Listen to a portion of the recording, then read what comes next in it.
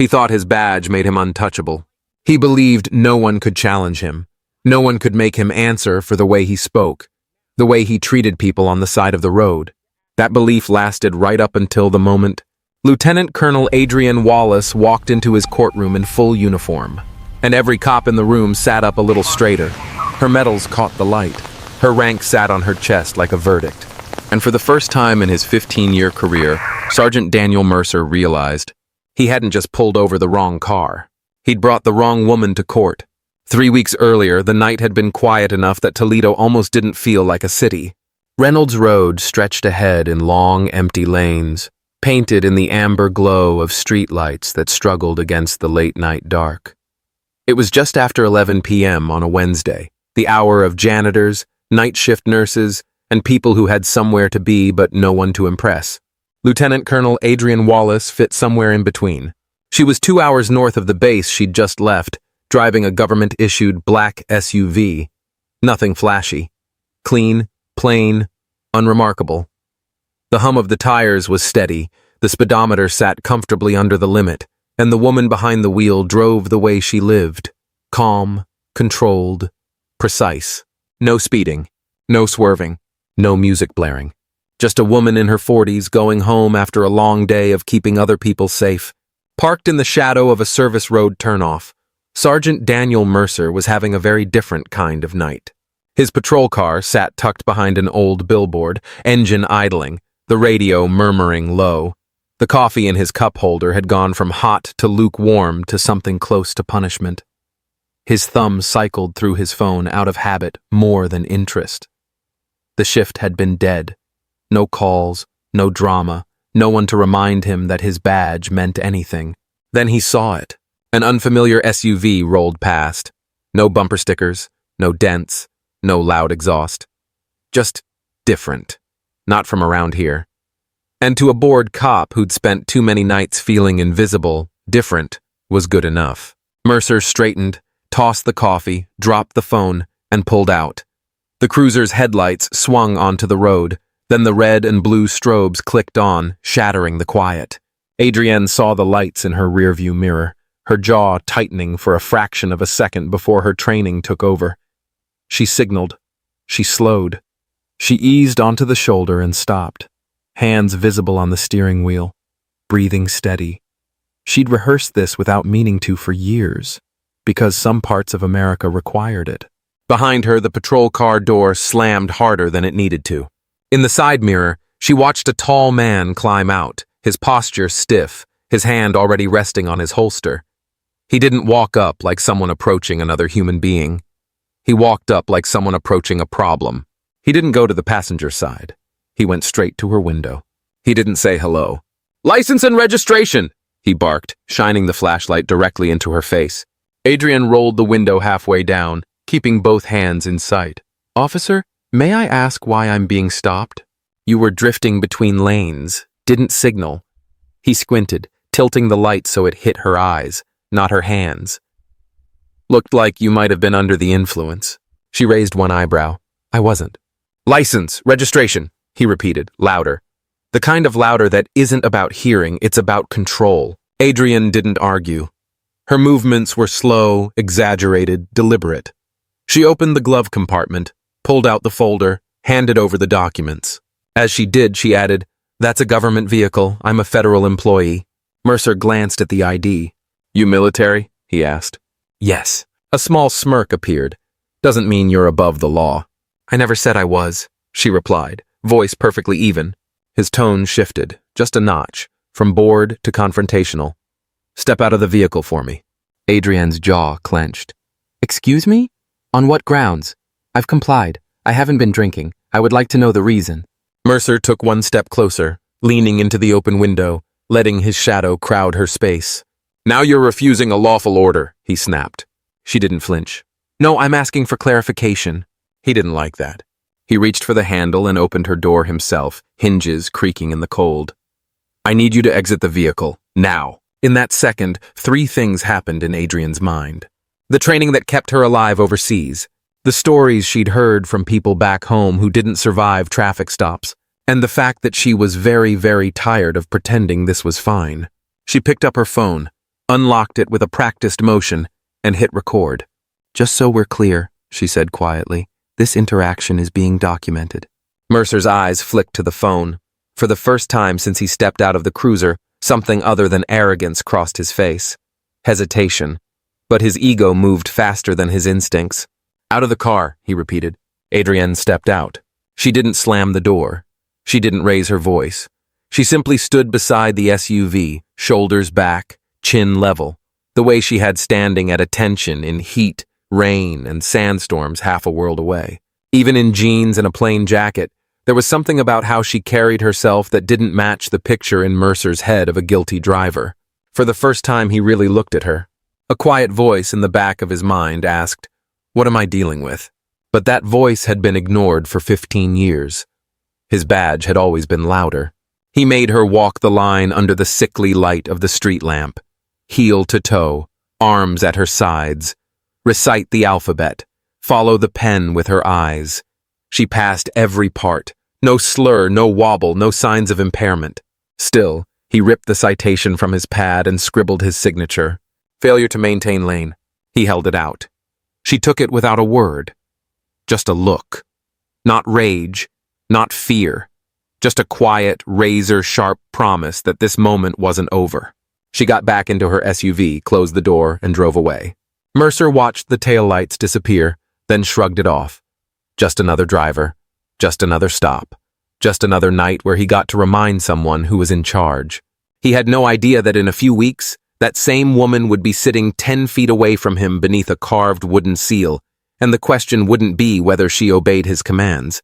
It would be whether he had ever deserved to give them. Sergeant Daniel Mercer wasn't born with a power complex.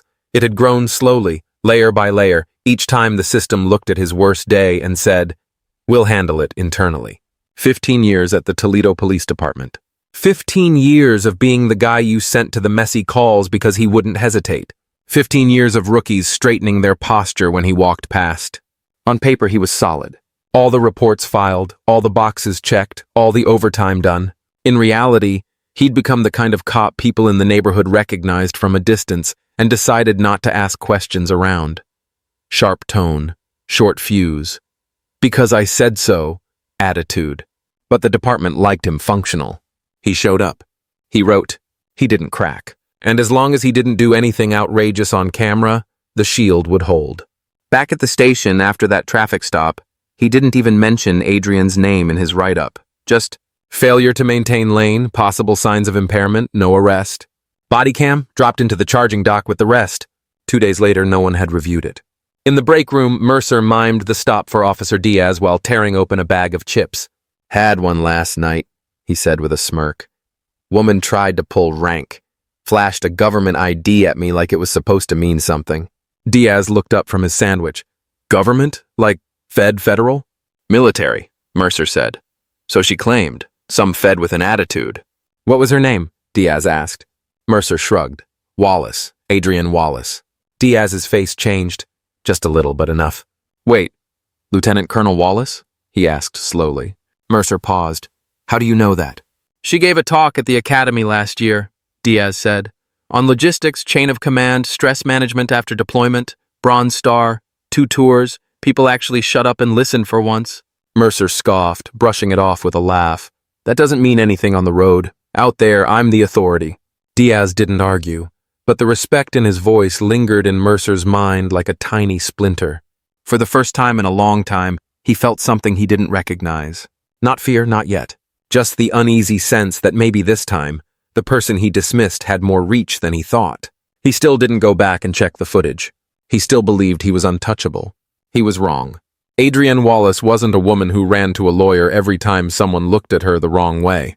22 years in uniform had given her a pretty high threshold for discomfort. She'd been ignored in rooms she outranked. She'd had her orders questioned by people who couldn't carry her gear, let alone her responsibility. She'd watched junior soldiers, especially women and people of color, swallow their anger because speaking up meant risking everything. Most of the time, she picked her battles. That night on Reynolds Road felt like one of those moments she could have filed away as the cost of existing in this body, in this country. But something about it stuck. Back at Fort Wayne, Indiana, the morning after, She sat in her office staring at her laptop screen, the cursor blinking in an empty email draft. Her phone sat beside the keyboard, screen dark, video saved. Not because she wanted it, because she might need it. Her aide knocked once and stepped in. "You good, ma'am?" Adrienne looked up. She didn't look furious. She looked tired. "No," she said calmly, "but I'm handling it." "Permission to speak freely?" he asked. She nodded. "I watched the video," he said quietly. "Do you want me to loop in the base attorney?" "Already did," she replied. He hesitated. "You sure you want to push this? It could go public." Adrienne shook her head. "I'm not looking for headlines, Sergeant. I'm looking for accountability." That word meant something very specific to her. Accountability was what she demanded from the young soldiers she trained.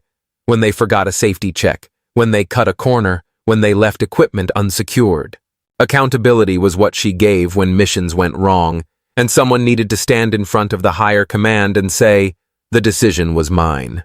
What happened on that road hadn't just been disrespect. It had been a man so comfortable with his power that he didn't care who he was using it on.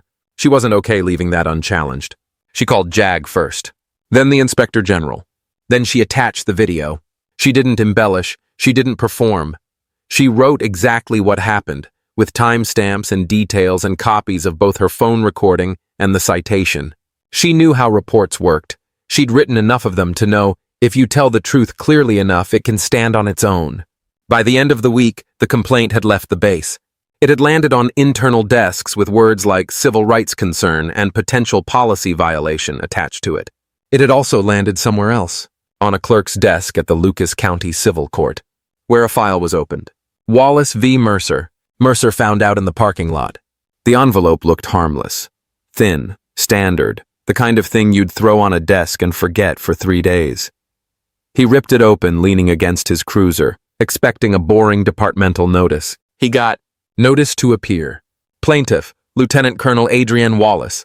Alleged violation of constitutional rights, unlawful detainment, intimidation, abuse of authority. For a moment, he just stared. Then he laughed, out loud, in the empty lot. "No way," he muttered. "No way this sticks." Inside the station, the air felt different. "Sergeant Mercer, Captain wants to see you," someone called. His captain, Dan Reading, was waiting with the office door closed, blinds half drawn. That was never a good sign. "Sit," Reading said. Mercer dropped into the chair, arms crossed. "If this is about that traffic stop—" "It is," Reading cut in. "And the traffic stop now has a case number and a very motivated plaintiff." "She's playing victim," Mercer scoffed. "She got pulled over, tried to flex some title, and now she's mad I didn't roll out a red carpet." Reading didn't smile. "Do you even know who she is?" "I don't care who she is." "You should," Reading replied. "She's a lieutenant colonel, combat veteran, spotless record, influential, and she has everything on video, from your camera and from hers." Mercer leaned back, exhaling hard. "So what? We just apologize because she's got stripes?" "No," Reading said. "We deal with the fact that you escalated a nothing situation into a legal problem with a woman who knows exactly how systems work. You're going to court, and if this leaks, and it will, it's not going to look good." "She didn't get arrested. I didn't touch her. I followed procedure," Mercer snapped. "You were on edge," Reading said flatly. "You treated her like a suspect before you had any reason. That's not procedure. That's ego." For the first time, Mercer didn't have a snappy comeback. The silence in the office pressed against his chest. 3 weeks. That's how long he had until the court date. 3 weeks of walking through hallways where conversations stopped when he entered. 3 weeks of rookies glancing at him like he was a cautionary tale instead of a role model. For years, he had walked like the wolf in the room. Now he could feel the pack circling, quietly waiting to see if he would stumble.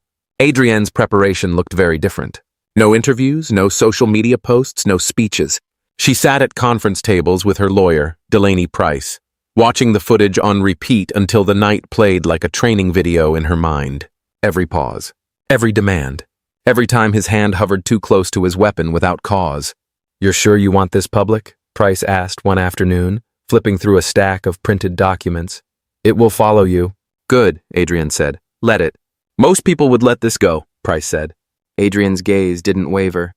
"Most people shouldn't have to." She wasn't looking for a payday. She wanted a record. Something in writing that said, "This happened, it was wrong," and someone said so legally, not just angrily. When the court date arrived, she didn't creep into the courtroom in a blazer like any other witness. She walked in wearing her full dress uniform, medals aligned, rank clear, shoes polished to a mirror. She didn't do it to intimidate. She did it because she wanted them to see all of her, not the woman in a car at night, but the person who'd dedicated more than half her life to serving the very kind of justice Mercer thought he owned. Mercer was already at the defense table in a suit that suddenly felt too small. When he saw her, the smirk he'd practiced in the mirror died before it reached his eyes. For the first time, he saw the stripes. Then he saw the eyes above them. And he understood. This isn't going away. The courtroom wasn't packed with reporters. Not yet. Instead, the benches were filled with uniforms and quiet clothes, with people who knew more about chain of command than plot twists. Officers from the precinct, soldiers from Fort Wayne, a scattering of civilians who'd caught wind of a story that sounded different. Judge Cynthia Morales took her seat with the calm of someone who'd seen enough conflict to recognize it, even when it wore expensive suits and polished shoes. "Colonel Wallace," she said, nodding once, "thank you for your service. You may proceed." Delaney Price stood. "Lieutenant Colonel Wallace, can you describe the night of January 17th? Adrienne spoke into the microphone like she'd spoken into radios in storms. "I was driving back from a meeting at the Indiana Guard Reserve around 11:15 p.m., she said. "I was pulled over by Officer Mercer. I was not speeding. I was within my lane. I had not been drinking." "Were you compliant?" Price asked. "Yes." "Did you ask why you'd been stopped?" "Yes." "How did he respond?" "With aggression," she said, still calm. "He demanded that I exit the vehicle without explanation. When I asked why, he repeated the command louder. At that point, I turned on my phone to record the remainder of the stop." "Did you ever refuse a lawful order?" "No." "Did you resist in any way?" "No." "Did you identify yourself?" "Yes. I informed him I was a federal employee driving a government vehicle." The room stayed so quiet that the scratch of pens on notepads sounded loud. Then they played the videos. First, Adrienne's phone footage. Steady, level, capturing the flashlight, the voice, the unnecessary volume, the moment the door was opened without consent. Then Mercer's body cam. The hand on the holster, the clipped responses, the field test given without any real probable cause, the ticket written anyway. No shouting. No fighting. Just one person calm, and the other escalating. When the videos ended, you didn't need anyone to explain who had been out of line. Cross-examination came next. "Lieutenant Colonel Wallace," Brenner, Mercer's attorney, began in his most respectful voice. "With all due respect, is it possible Officer Mercer was simply following protocol?" "No," Adrienne replied. "Is it possible he was concerned for your safety or others?" "I was driving safely. I was sober. I was not behaving aggressively. There was no safety threat." "And yet you chose to record the interaction. Why?" "Because I have lived long enough to know," Adrienne said, "that silence is not protection. I wanted an accurate record of what happened." "So you don't believe officers should have discretion during traffic stops?" Brenner asked. "I believe discretion must be paired with discipline," she said. "That badge isn't a free pass. It's a responsibility." The line didn't land like a shout. It landed like a gavel. Even the judge paused. Then it was Mercer's turn to face questions. "Sergeant Mercer," the prosecutor asked, "why did you ask her to exit the vehicle?" "She looked evasive," he said. "In what way?" "She questioned me." "Is questioning you illegal?" the prosecutor asked. "No." "Did she disobey any commands?" "No." "Did she raise her voice, threaten you, make sudden movements?" No." "So what made you escalate the stop?" Mercer stared at the table. "She didn't comply the way I expected." One of the jurors frowned, just slightly. "Sergeant Mercer," the prosecutor continued, "were you aware at the time that she was a lieutenant colonel in the United States Army?" "No." "And if you had known?" Mercer swallowed. "I probably would have handled it differently," he muttered. The room went still.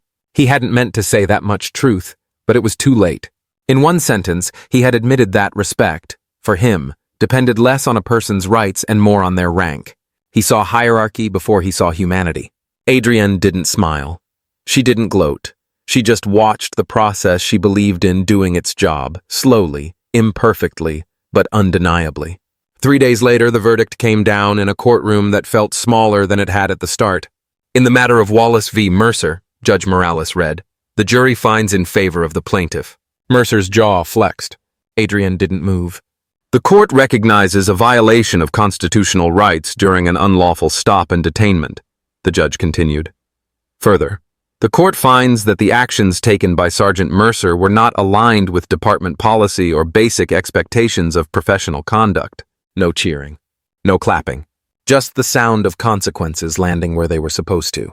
While no criminal charges will be filed at this time, the plaintiff is awarded damages in the amount of $35,000, Judge Morales said. This decision will remain on permanent public record. It will be forwarded to the Department of Justice and the Toledo Police Department for internal review and policy evaluation. Mercer's attorney leaned in. "We can appeal," he whispered. But even he didn't sound convinced. Adrienne simply nodded once. She hadn't come for revenge. She'd come for a line in a public record that said, "This wasn't okay." Someone said so, and the system agreed. Outside, a small cluster of reporters had materialized on the courthouse steps. Microphones, cameras, questions loaded. Mercer slipped past them, folder clutched over his face like it could hide him.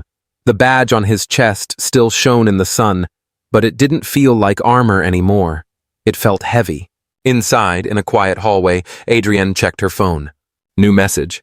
"Verdict in your favor, case closed." Her lawyer caught up. "You could have asked for more," Delaney said. "More money, stronger sanctions, public apologies." "It was never about the money," Adrienne replied. "You think this will change him?" Delaney asked. Adrienne looked toward the glass doors, toward the street, where patrol cars still drove and traffic stops still happened. "I don't know," she said. "But maybe next time he pulls someone over, he'll remember what it feels like to answer for it." A week later, Mercer was placed on administrative leave, pending internal review. Some said he'd be reassigned. Others said this was the beginning of the end of a career built on never having to explain himself. Either way, the image he'd built, the untouchable sergeant, the one no one questioned, was cracked. Everyone could see it. At Fort Wayne, Adrienne went back to work. No interviews, no viral speeches, no victory lap. She showed up early. She reviewed logistics reports. She trained soldiers who didn't know and didn't need to know what had happened in that courtroom. But word traveled anyway, in whispers, in quiet nods of respect, in the way young recruits looked at her like she'd done something they'd always been told was impossible: stand up, calmly, and win. 2 months later, she stood in front of a classroom of new soldiers. They wore uniforms that still looked new, stiff at the seams. Their faces were open, curious, not yet hardened by experience. "How many of you," she asked, "think a uniform automatically earns you respect?" A few hands went up, some confident, some hesitant. "I understand why you'd think that," she said. "I used to think that too." She let the silence sit for a heartbeat.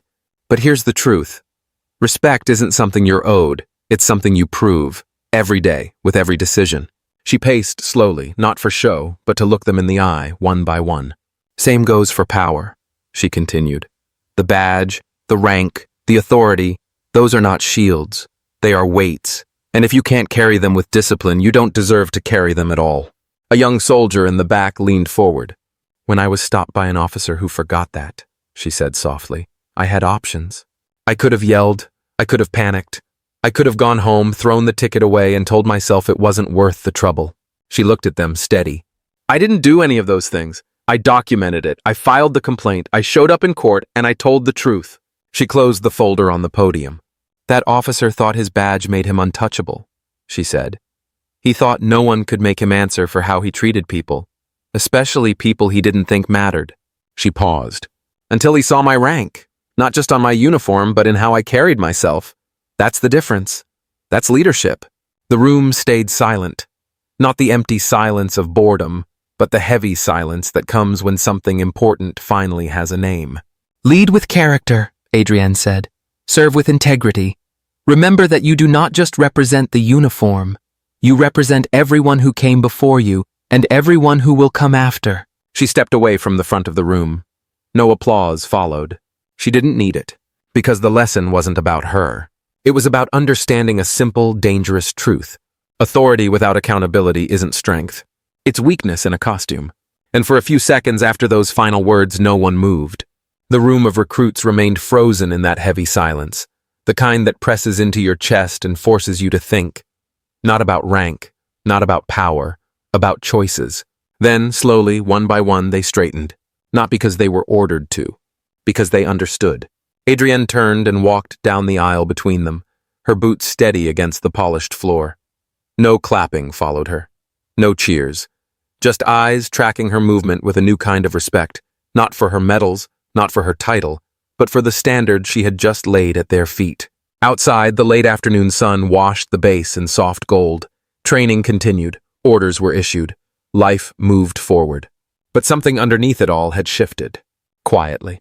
Deep in Toledo, Daniel Mercer stood at a desk that no longer faced a street. No flashing lights. No radio crackling with urgency. No cold roadside power. Just paperwork. Stacks of it. The reassignment had come without ceremony. No handcuffs. No headlines. No dramatic escort through the station.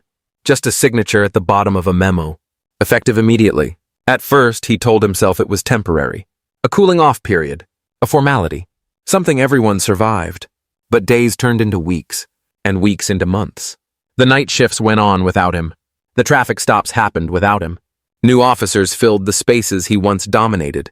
And slowly, painfully, he realized something far more unsettling than punishment. The world was functioning just fine without his version of control. At home, the house felt louder than any siren ever had. The refrigerator hummed. The clock ticked. The television whispered news he no longer mute-buttoned with authority. Sometimes, late at night, he pulled up the footage again. Not the version the jury saw. The version he had worn like armor for years. His own body cam. The angle he used to justify himself. He watched his hand rest on his holster. Watched his posture leaning into Adrienne's space. Watched his voice sharpen for no reason. And for the first time, he didn't look at it as a cop.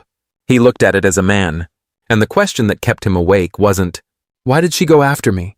It was, "Why did I think this was okay for so long?" That question followed him everywhere.